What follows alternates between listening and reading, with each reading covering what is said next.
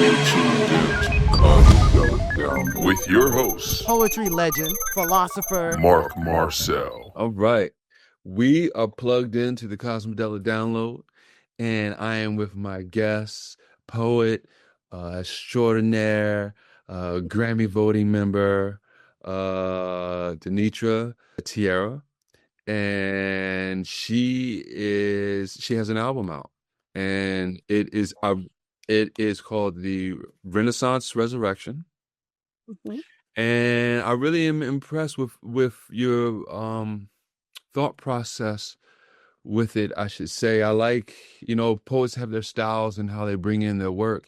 And I really enjoyed, just the difference in how you brought in the music and then you faded it out to concentrate on the words and then put the music back in with like most all the pieces, it seemed like.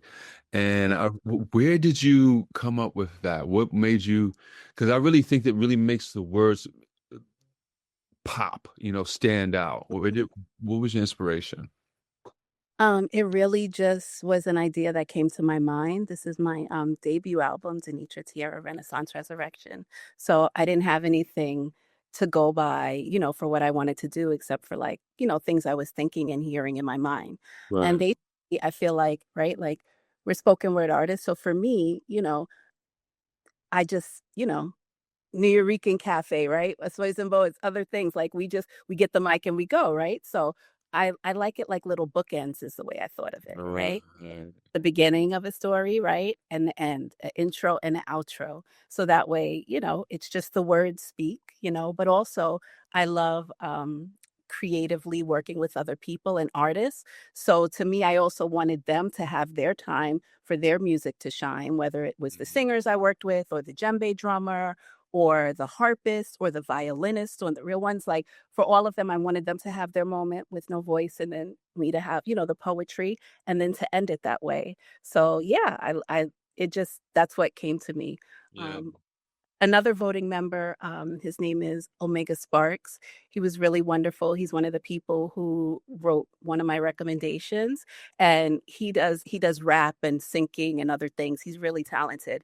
And when he like did a review of my album early on, he was just like, "I love that. I've never heard that before." He's like the ending and the beginning and the beginning and the ending with the music, and he was just like, Yeah. Me neither. Because I really, like I said, it really makes the words as a spoken word artist, the words should be the most important, But me, like I've done about 20 albums, so I've done different things. I've done a lot live album and stuff. But it's like you get into this notion of wanting to have music all through it, in a way. But no, so I really enjoy like you sticking like no. We're gonna focus on the spoken word here. right. But still, right? Because it's music is so right. Like, I mean, I live my life by so much music, right? It's the soundtrack for so many of us. That's important too. So I wanted it to have their moments. But again, it's a spoken word own Right. category. So yeah, it's just what felt right to me. That's all I can say. But I really took a lot of care with the music as well. So I didn't take any, non-care with that. So like for the real ones, I wanted a violin because I just love that sound. The And the Rebels reason, is a track for people who don't know. Yeah, go ahead. yeah, the real ones, one of the tracks on the album, and basically, right, like real recognize real. If you're a real Real. one, you know. But if the words of the poem, as it says, right, like the real ones can be anyone, any race, religion, or ethnicity, right, because it's the heart, right, and it's the Right. integrity the soul. And so I didn't want someone to be singing or doing something for the music part that people would picture a certain person or look. I wanted the instrumental only so people could picture, themselves if they're a real one or someone who's a real one that they know. And then for Black Tie Hip Hop Man, basically to me that's like it's a lot of things, right? It's a prayer, right, for like my future person and soulmate. It's the love and respect that I have for great men, including my father. So he's a part of that because I'm very much a daddy's girl. And it's also like, right, a bit of history in there, right? They're talking about great men in history that I admire, such as Malcolm X, Muhammad Ali, Lin-Manuel Miranda, like Felipe Luciano, so many people that I'm just like, okay, I want them to be in there. Cat Williams, so it's a bunch of things with that. I feel like, but I kept picturing a trio, like Original Sparkle, trio, or In Vogue or something like that was like playing in my mind. And I can hear music in my mind and the lyrics, but I can't write actual music. So I leave that to the actual musicians to translate it for me. Yeah, yeah, yeah. No, no, no. I feel you. Which piece would you say is closest to your, that's such a jaded question Because to they're all our ask. babies, right? They're all Yeah, they're all, yeah, yeah. It's like our parents said, which child you love the most? I love them all differently, But yeah, but what would you say? What pieces are there that like you could not go without having on that album?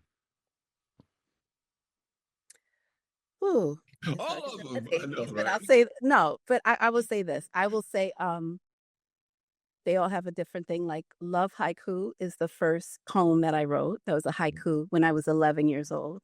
So to put that on there was special, right? Like that is, oh my gosh, 30 something 30 something years later, I'm 49, right? So to like go that far back, and have like the first piece I wrote on there is special. Um, the dedication was special to me, even though it's not, a poem or poetry, but I always think we should thank people. So Right. that was important to me, my daughter, my father, and then, Saul Williams, who I just met him once over a lunch, but he was just so kind to say, like, because at that time when I had just become like a lawyer, I was a baby lawyer, I was in my 20s, and I was like, what do I do? Like, everybody's like, you got to choose, you got to be a lawyer, you got to do this poetry, like, you can't do both. And they just said it so like, what are you thinking you're going to do both? Yeah. And when I just asked him, I was like, I think I have to choose because everyone says, but I really love them both. And he was just like, you never heard of Paul Robeson? Well, he was like, of course you can. And he was like, don't listen to any of those people. And Yeah. for some reason, even though that was my first time meeting him, he just said it with such assuredness and confidence. And then I love his poetry and his creativity so much that I was like, I'm going to listen to him because Yeah, he's yeah, telling me what I can do. And I'm so glad I did. yeah. I'm so glad I did. Yeah. Yeah, no, no, I agree with him. I feel a lot of times we shoot ourselves in the foot by limiting ourselves, Like if I would have done that, I'd just be a poet. But being that I branched out, I'm an animator, do podcast stuff now that I didn't see coming, you know what I'm saying? So yeah, it's like branch out, do everything. Don't think of yourself as a one-track pony, You have to think of yourself as the art, and all these things are vehicles to get out the art, whether it's poetry, whether it's painting, and all that. Yeah, whether it's I love law. that. Yeah, yeah, Yeah. I yeah. love what you said. We're the art and we're the artists as well. So for example, right, like I did the big chop like 7 years ago. So right, to find natural hairdressers. One of my hairdressers at Radically Curly, Miori, she went to performing arts school. So not only she my hairdresser, she was Right. also on the album The Beautiful Soprano on Black Tie Hip Hop Man. Like I feel like so many artists are multifaceted. We can do different things. So Yeah, why limit ourselves? And like that's boring, right? And life is not meant to be boring. But to answer your question, Isis's Inferno, that's my poemography. So that's the story of my life. right. So I really wanted for that, like the djembe drum, origin story. And that's just like real. And so Mhm. that was special. The real ones, because yeah, I mean, that's heartfelt, right? Like you go Right. through life. And I don't care what happens, I'm always going to stay real. Right. I'm kind. I don't worry about being nice. I'm not Eve, but I just have that like love for people who are real. And I really don't care. I really don't care what race you are, what religion, what this, but I care how you act, how you move, what you do, because, you can see it in a minute once like your intuition and you start to open, you can Yeah. see it. Like as soon Yeah. as you meet people, that energy, it's either like it's good or it's like, there's something there. And I'm going to proceed with, because, your intuition knows before you do. I know. Yeah. I know. I So should have listened to my intuition with my past relationship. So for real, I knew better for real. But anyway, so a whole other yeah, bag but of we can but we but we learn, we we learned. learn. And here's the thing, we learn, and from everything, right? There are beautiful blessings, right? Right. So if you get married and you wind up getting divorced, or you have, a child with someone, whatever, right? Maybe the relationship didn't endure, but you have this beautiful blessing of a child, right? Or Right. maybe if you didn't have a child, you just have a beautiful blessing of learning and knowledge, what to do better to get yourself closer to your person. I think it's all, to me, yeah, I don't regret. I just appreciate. I thank God. I know God has my back, and and I also heal, right? Because so in Isis's Inferno, there's a line that says, And I even went to Ian Van Zant and asked her to fix my life. That's true too, because she had a rites of passage program in 2023. She does it every few years. It was like hundreds of women from around the world. We met virtually. And we just wanted to make sure I was healed because I'm also into herbs and things and using natural remedies to help heal people because it helped me. I don't take any prescription medications. I just use herbs and things, for supplements and healing. And I wanted to make sure I was okay because I don't think that you can be a healer unless you are healed or at Yeah. least actively trying to heal and Yeah. aware of stuff, Yeah. And Yeah. so I was humbly I met some of the closest people to me, women that we still keep in contact every week through Circle, through supporting each other. Some came to Busboys and Poets and things. Another one, I'm going to a comedy show with them in DC in a couple weeks. It's going to be some more, and Tisha Campbell, some other, like we are real sisters, spiritual sisters. And so interesting, my principle that I got was not forgiveness because I forgive like really easily. I don't hold grudges. I might stay away from you and never talk to you again, but I Yeah. won't hold grudges and I won't wish you any malice. I will wish you Yeah. well. But it was self-trust is the Yeah. principle to me. Yeah. And I'm you that got that. I needed to learn how to trust myself. Yeah, yeah. Well, it is a pleasure to be your peer for real.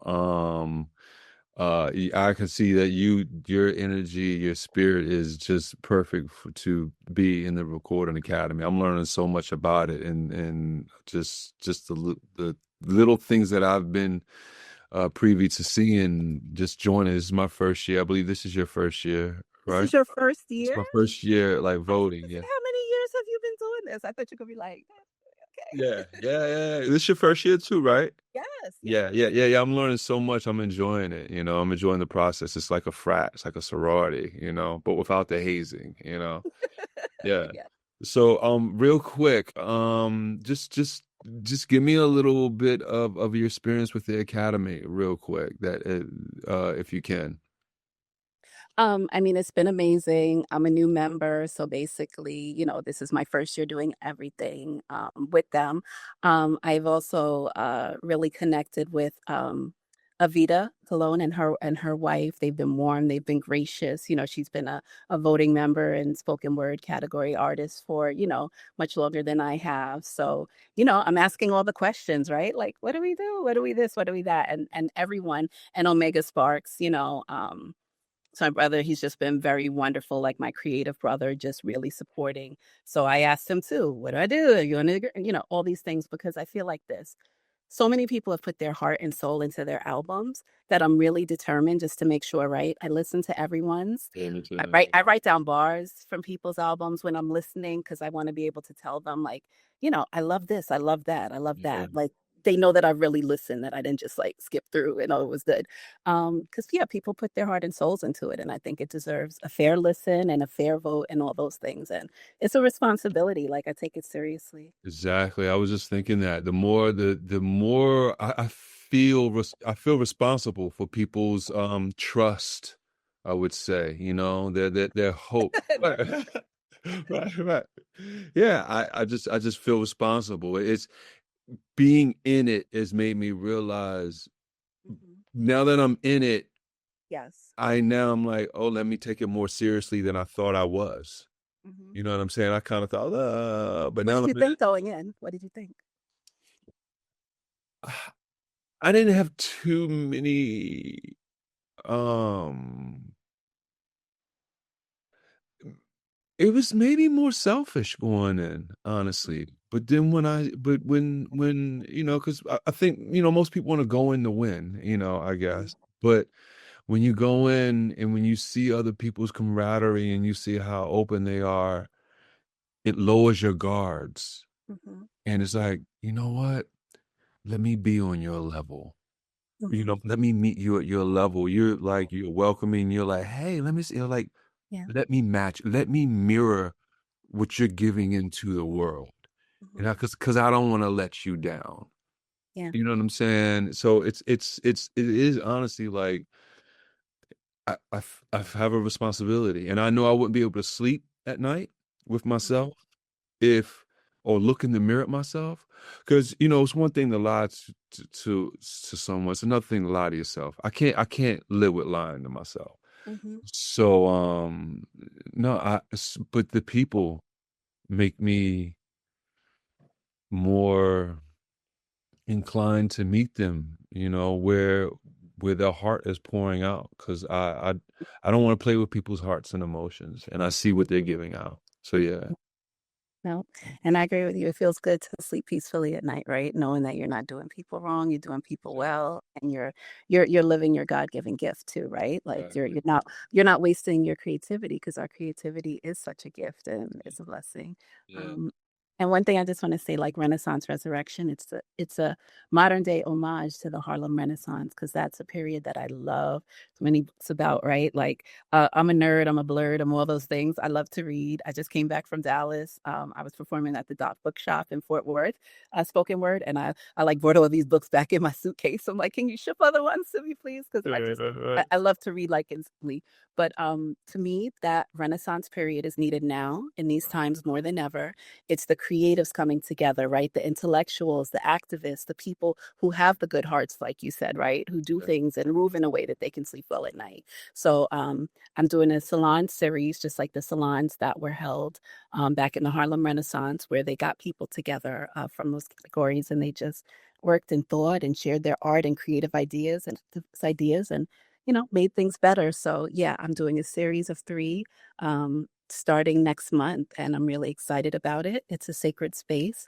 I thank Louis P. Sosa and the Harlem, Langston Hughes House for trusting me to go and perform in that space. And I'm just psyched to bring like different artists and people together in that space. And Yeah. everyone, I don't care, because just so you know, I joined Instagram like a year ago just for my poetry. Like been on LinkedIn forever for like professional stuff. But I was like, okay, this is how you share nowadays. And I love connecting with people, but everybody's equal. I don't care your talent, you're this, you're that. Like everyone has their gifts. We are all equal. And so I want to bring together the right mix of people so we can really create that synergy. And Yeah. yeah, shout out to her. She's one of the books I brought, but this is Madam C.J. Walker's daughter. So she held her salons in their mansion in Harlem. And yeah, like you know, Zora Neale Hurston held some, right? Like we need to bring that back. So I'm excited Yeah. about it. Yeah. Well, Tanisha, where can they find you? Where can the people find Danitra_Tierra on IG. you? All Or right. my website, renaissanceresurrection.com. All right. People, go listen to our album, because it is a work of art. And I hope to see you in February and get a big hug from you. And you're a wonderful spirit, and it's a pleasure connecting with you. I thank you for joining me on the Cosmidelic download. You're awesome. I loved your album. And look, we did this and we didn't die. We did you die? We didn't Right. die. We made it. We made it. Right. We still here. We We still still. here. That's Yeah. good. Yeah. Thank you so Yeah. much.